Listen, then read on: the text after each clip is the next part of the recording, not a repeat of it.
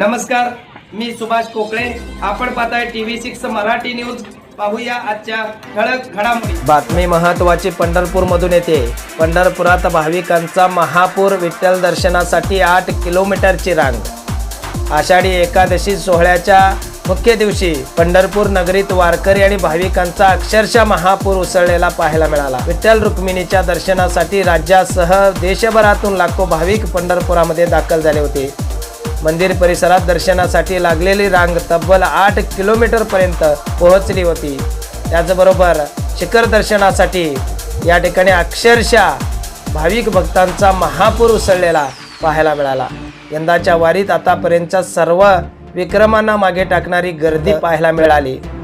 वाढत्या भाविक संख्येमुळे प्रशासनासमोर नियोजनाचे मोठे आव्हान देखील उभे राहिलेले पाहायला मिळाले. मात्र मंदिर समिती आणि जिल्हा प्रशासनाने यंदा गर्दीचा अंदाज लक्षात घेऊन दर्शन रांगेची क्षमता गेल्या वर्षाच्या तुलनेत जवळपास तिप्पट वाढवली होती. मंदिर परिसरात सुमारे 20 दर्शन मंडप उभारण्यात आले होते. मात्र हे सर्व मंडप भरूनही भाविकांची गर्दी कायम असल्याने दर्शन रांगेचा विस्तार सातत्याने करावा लागत होता. या ठिकाणी वाढलेल्या गर्दीमुळे 3 किलोमीटरची अतिरिक्त रांग उभारण्यात आली होती. त्यानंतरही हजारो भाविक सतत दाखल होत असल्याने आणखी जागा उपलब्ध करून देण्याचे काम प्रशासनाने करून दिले आणि अक्षरशः पंढरपुरामध्ये भाविक भक्तांचा महापूर उसळलेला पाहायला मिळाला.